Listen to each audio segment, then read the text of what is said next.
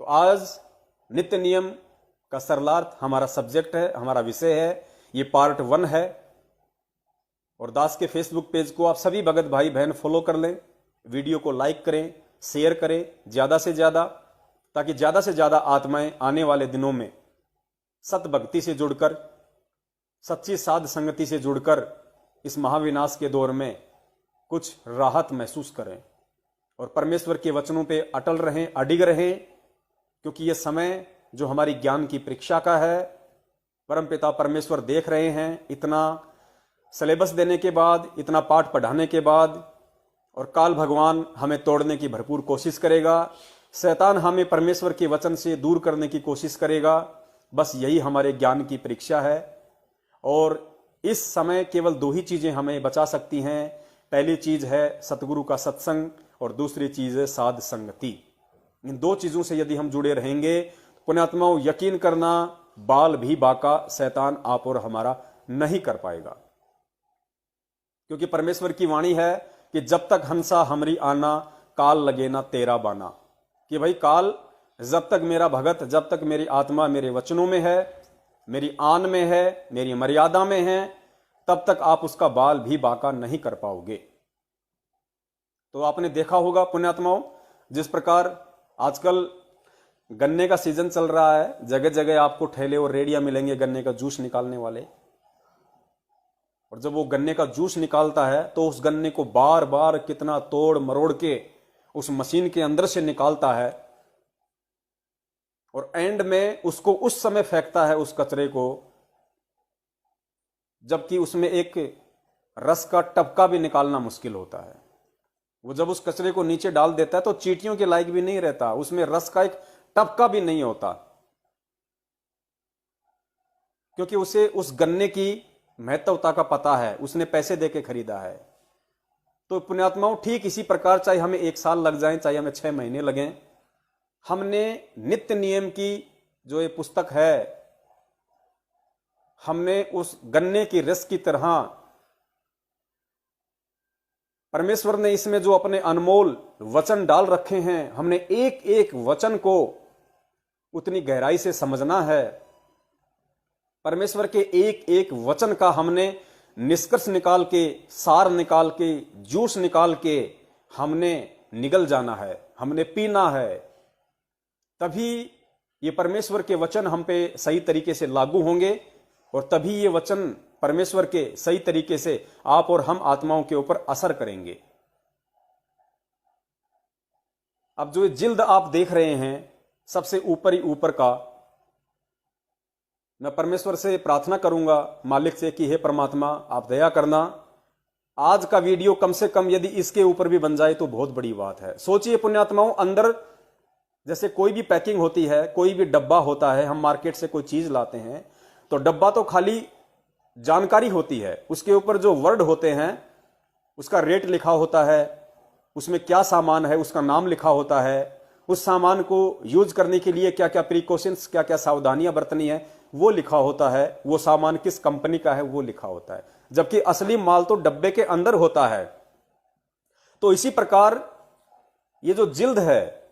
ऊपर ही ऊपर का, इस पवित्र पुस्तक को खोलने से पहले इसका जो ये कवर है, कवर के ऊपर जो जानकारी लिखी हुई है, अगर आज परमात्मा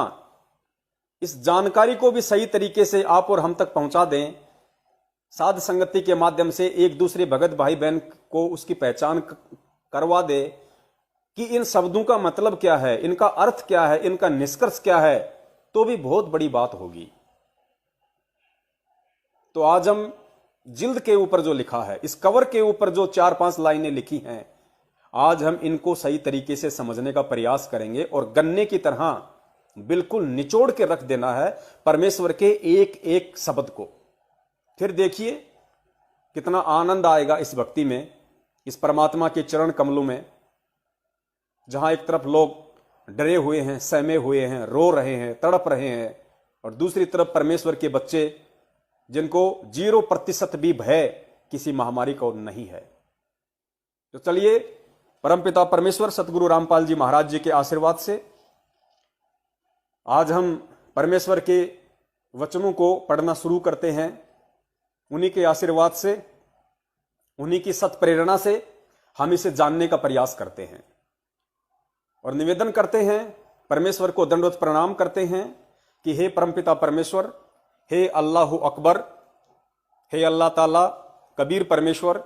मेरे पूज्य गुरुदेव सतगुरु रामपाल जी महाराज, आप हम सभी आत्माओं के ऊपर दया करें,